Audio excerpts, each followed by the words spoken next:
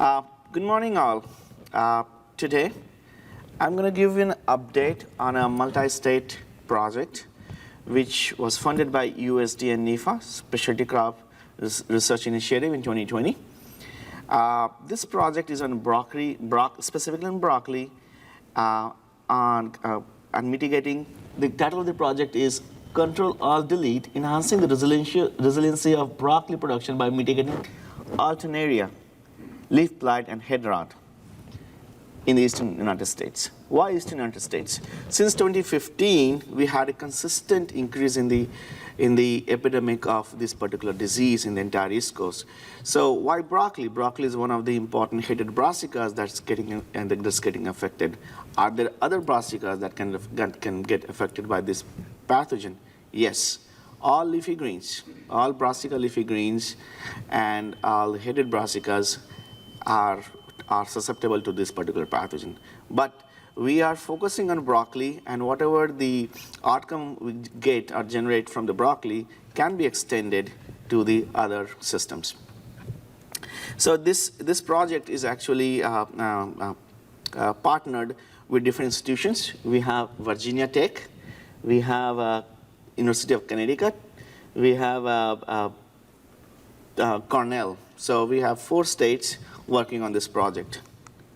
So this is a disease, and this is a typical symptom on broccoli leaves. You will see, you will find these round concentric spots. These concentric spots can coalesce and become necrotic, and you will see in some cases, in most cases, you will see these middle of these leaves, necrotic lesions will fall off, will give you a short hole symptoms. The lesions, the pathogen on the lesion can also get transmitted on the heads. Once it gets on the head, heads are very, very susceptible to this particular pathogen compared to the leaves. We have recent data that suggest out of all the tissues in the broccoli, heads are the most susceptible. So once it gets on the head, it remains. The pathogen goes hayward, and it becomes and makes that head rotten and unmarketable. So Control-Alt-Delete, we have a web page where we put our updates, our research updates, we put our extension updates, and we put our survey records and everything in this particular web page. It's called alternariabroccoliproject.uga.edu. So you can go and check on this one.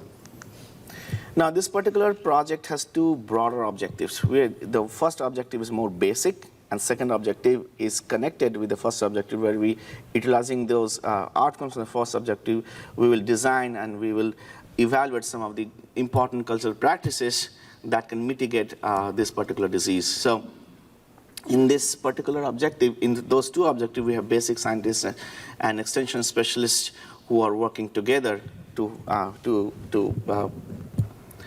understand the situation. So for this presentation, I will cover this first objective, and for the subsequent presentation, Dr. Coulong will cover it.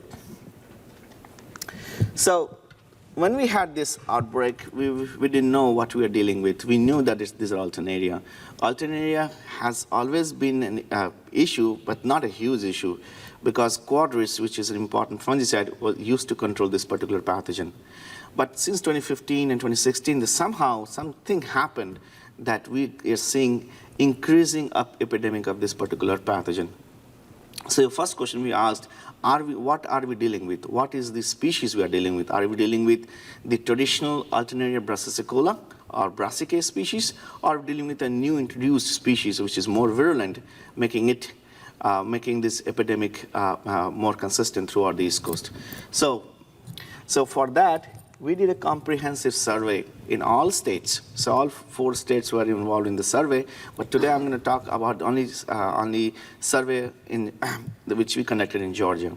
So in collaboration with Ty and Kale and other county extension agents who are in those broccoli intensive counties, they did a survey along with my postdocs and the graduate students in year 2020, 2021, and 2022. So 3 consecutive years, where we went to different, whenever we heard there is an epidemic, there is an outbreak from grower, the county agent would contact us, and we would go, our county agent will go with the graduate students, and they will sample. So once we bring those samples, we'll isolate and we try to determine, we make the pure culture, we try to determine what the causal organism is.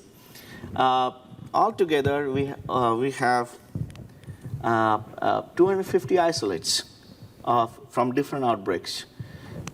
And this is the culture of the Alternaria on plate. This is the pure culture, and this is how the spore look under the microscope. All right, so first of all, we designed and optimized a PCR assay that can determine different Alternaria species. And one of those PCR assays is shown here. This particular assay is very specific for Alternaria brassicicola.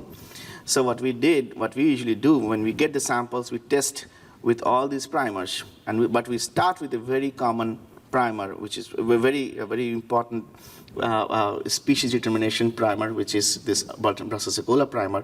And then if we get this amplification band that shows there's a positive amplification, more likely it's brassicicola.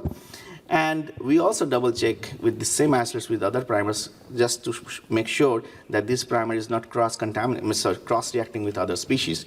So all the primers are good and they don't cross-react with each other.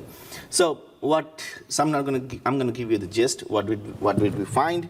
We found that most of the isolates, nearly 87% of the isolates that we screened are Alternaria brassicicola in Georgia.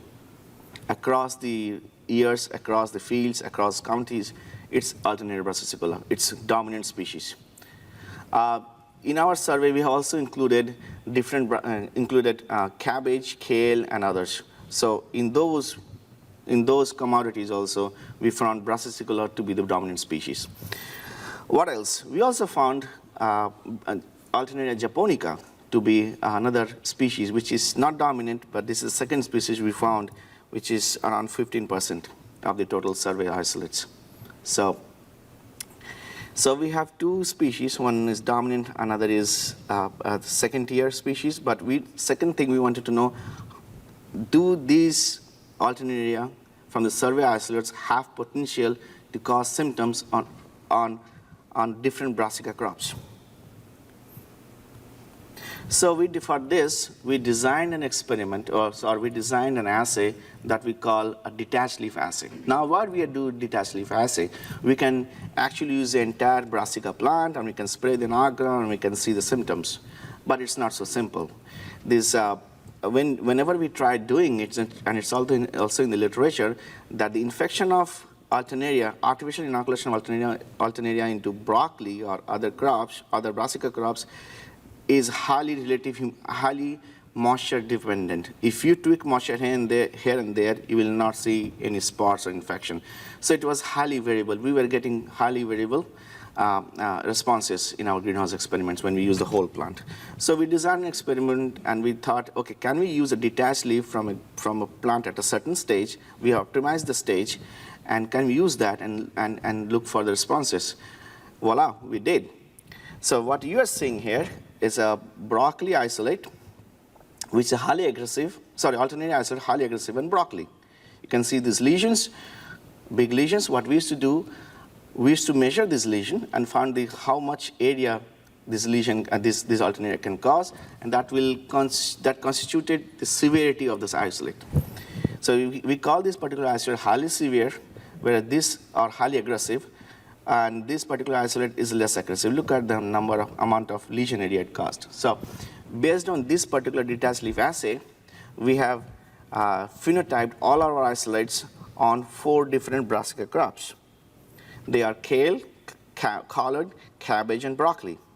So you can see the responses on kale. Kale is a little difficult. If you look at the kales, they have wavy leaves. So getting those isolates, getting the leaf flat and putting the isolates is a little difficult. But anyway, kale, collard, cabbage, and broccoli, you can see different responses. So this is how we categorize our isolates based on these phenotypic assays. We have highly aggressive isolates, moderately aggressive isolates, less aggressive isolates, and non-pathogenic isolates. All right, so this table shows the gist of all brassicicola isolates. So out of 250 isolates, nearly 163 which were phenotyped, brassica isolates were phenotyped. So out of those, what we have found that majority of the isolates are highly aggressive in broccoli. They're inherently aggressive in broccoli. Nearly 25% of the isolates are moderately aggressive in broccoli, but there are few isolates were still non-pathogenic. We do not understand that. When we went back and looked at that, what is the origin of those isolates, we found those isolates were from cabbage or from collard. Those particular isolates were not pathogenic in broccoli.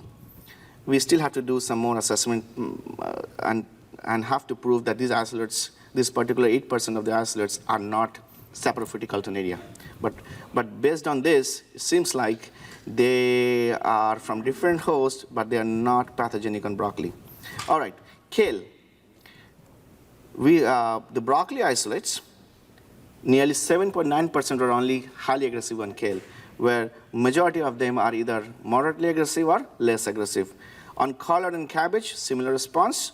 Majority of the isolates are moderately aggressive, and so forth.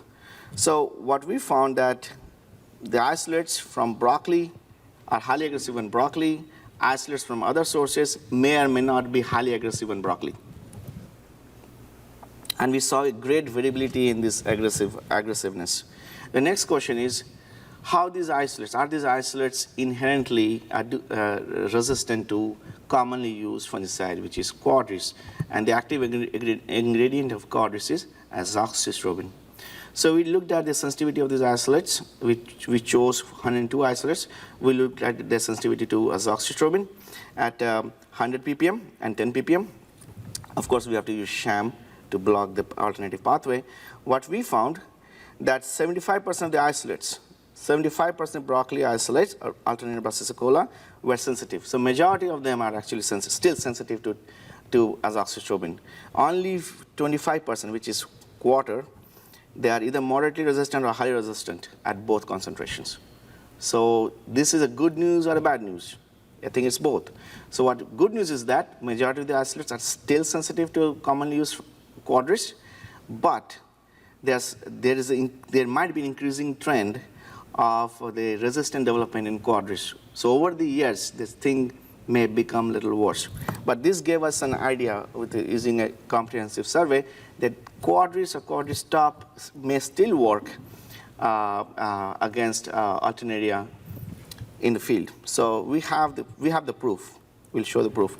Now, Alternaria japonica, if you remember, majority of the isolates are brassicicola, but there's still 15% of the isolates which we collected were japonicas. Now, one observation we made, we have not shown here. We have isolated japonicas when temperatures were cooler. Whenever it's, I think these particular isolates were collected in January or February or December, where brassicicola isolates favor some warmer conditions. So whenever it gets cooler, we see japonicas compared to brassicicola.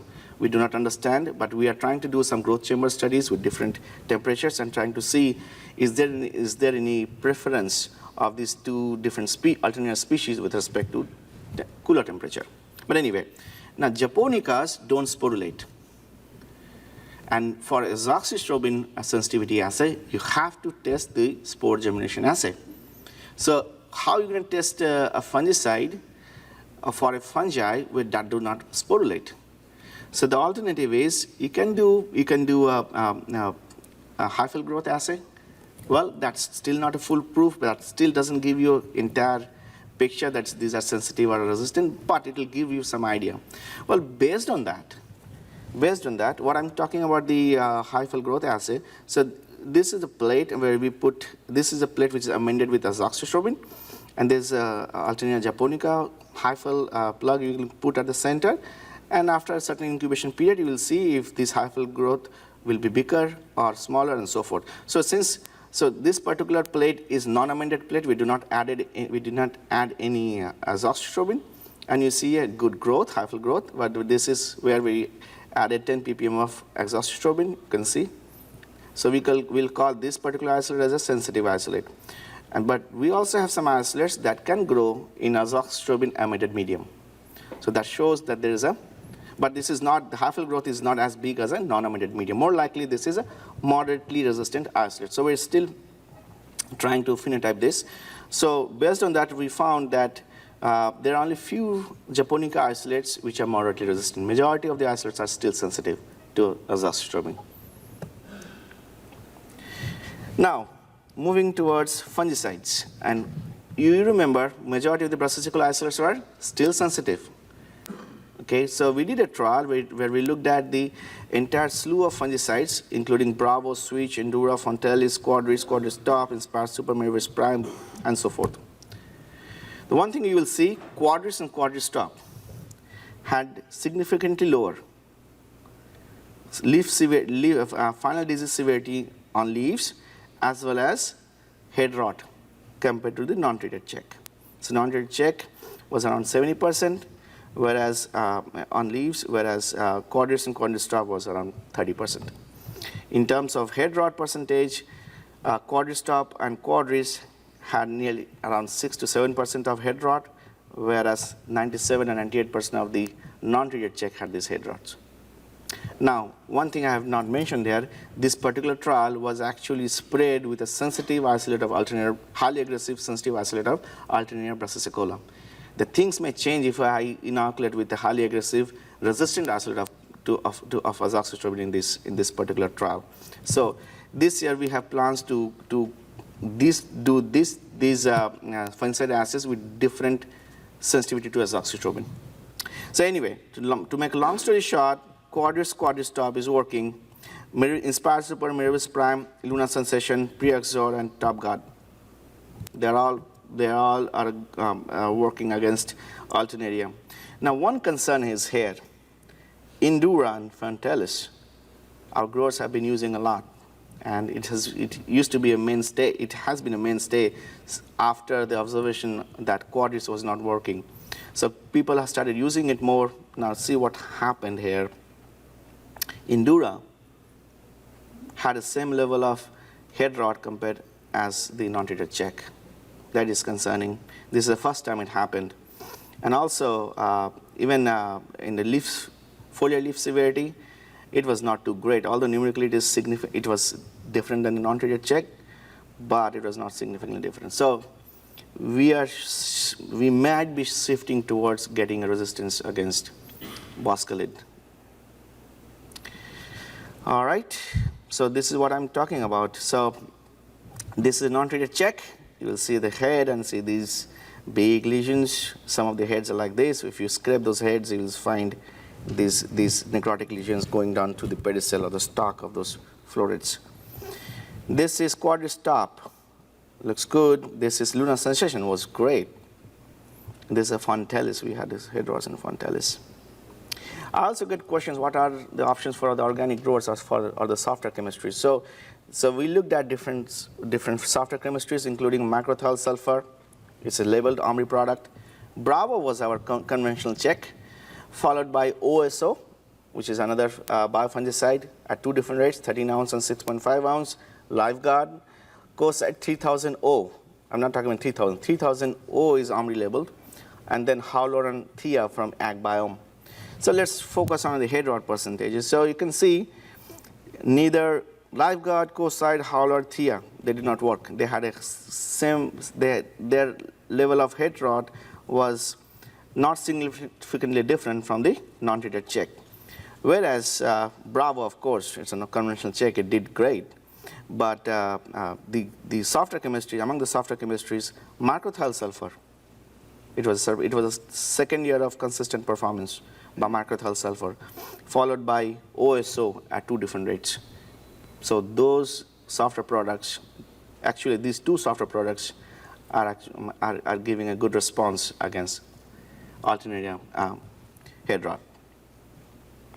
Moving on, conclusions. What did we conclude? We conclude that majority of the epidemics we see in broccoli is caused by Alternaria brassicicola. These Alternaria species shift. Sometimes we see to japonicas, and we have a hypothesis it is due to the cooler temperature, but we still have to prove it. We also saw high variability in aggressiveness among the Alternaria brassicicola and Alternaria japonica isolates on different brassica crops. We also saw that majority of the Alternaria brassicicola and Alternaria japonica are still sensitive. Majority are still sensitive to azoxystrobin at 2 different concentrations. And we have basic scientists who are looking to understand the population structure of the 2 Alternaria species in those states and come up with a diagnostic assay that can determine those sensitive versus resistant isolates using a PCR method and so forth. With respect to fungicides, conventional or soft chemistry are still effective. You just have to be mindful. You have to rotate the chemistries, and you have to know when to spray, what to spray, and so forth. So with this, I'd like to thank everyone in this project. We are in the 3rd year of the project. The 2nd year we just finished. The 3rd year is ongoing, and we'll be happy. We'll have more updates when we come back next year for you guys. So with that, I'll be happy to take questions if you have any.